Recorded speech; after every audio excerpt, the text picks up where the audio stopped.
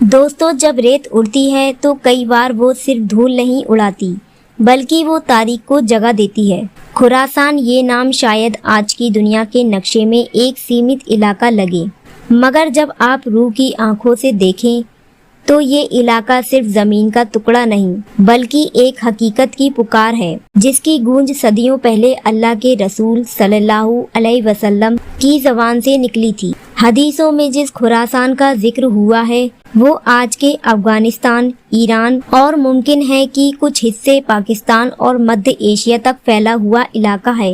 ये वो धरती है जहाँ की मिट्टी में सादगी है, मगर जब वक्त आएगा यहीं से एक ऐसा लश्कर उठेगा जिसकी धड़कनें दीन की हिफाजत करेंगी। रसूलुल्लाह सल्लल्लाहु अलैहि वसल्लम ने फरमाया कि जब खुरासान से काले झंडे निकले तो उन तक पहुँचो, चाहे तुम्हें बर्फ पर चलकर जाना पड़े, क्योंकि उनमें अल्लाह के खलीफा इमाम मेहदी होंगे। ये लफ्ज सिर्फ खबर नहीं थे, ये एक इशारा था, आने वाले तूफान की खबर थी। काले झंडे वो झंडे जो ना किसी हुकूमत के होंगे ना किसी सियासी पार्टी के, बल्कि वो एक ऐसी जमात के होंगे जो हक और इंसाफ के लिए निकलेगी। ये लोग ना दौलत के भूखे होंगे ना शोहरत के दीवाने। इनका मकसद सिर्फ एक होगा, इस दुनिया में फिर से उस निज़ाम को कायम करना जो आखिरी नबी सल्लल्लाहु अलैहि वसल्लम लेकर आए थे।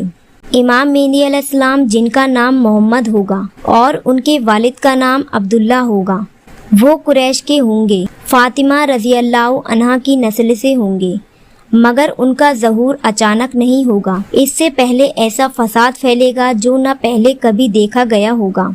जमीन जुल्म से भर जाएगी, मस्जिदें होंगी मगर दिलों में नूर नहीं होगा, उलमा होंगे मगर दीन के ठेकेदार बन चुके होंगे। तब अचानक एक नौजवान मदीना से भागेगा और मक्का में पहुंचकर जबरदस्ती उसे बैत के लिए पकड़ लिया जाएगा। यहीं से दुनिया का नक्शा बदलना शुरू होगा।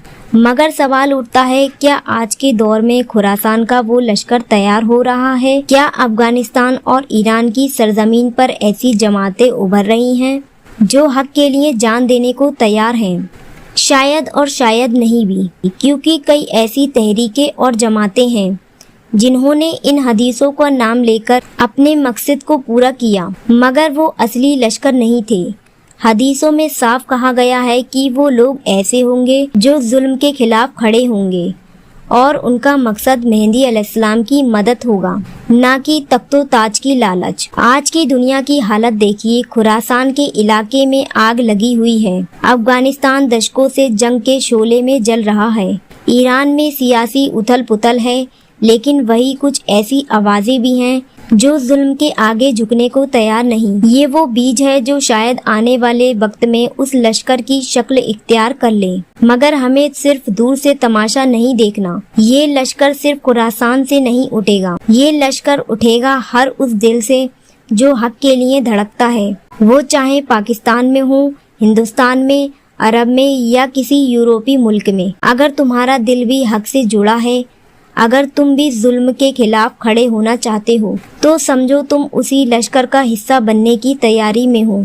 लश्कर तलवार से नहीं बनते, वो तस्लीम और सब्र से बनते हैं, वो इखलास और तवक्कुल से बनते हैं। और जब वक्त आएगा जब वो काले झंडे हवा में लहराएंगे तो हर ईमानदार दिल उन्हें पहचान लेगा। ना झंडा देखेगा ना चेहरा, बस रूह पुकार उठेगी, ये वही है।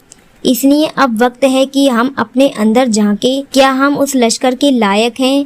क्या हम वाकई ऐसे हैं कि इमाम मेहदी अलैहिस्सलाम के साथ कंधे से कंधा मिलाकर खड़े हो सके? अगर नहीं तो आज ही से तौबा करें, अपने दिलों को पाक करें, अपने अमाल को ठीक करें, क्योंकि जब वो वक्त आएगा, और वो जरूर आएगा, तब कोई वक्त नहीं मिलेगा कि हम तैयारी करें। सिर्फ दो जमातें होंगी, एक वो जो इमाम के साथ होंगे और दूसरी वो जो दज्जाल के साथ। फैसला हमें आज करना है।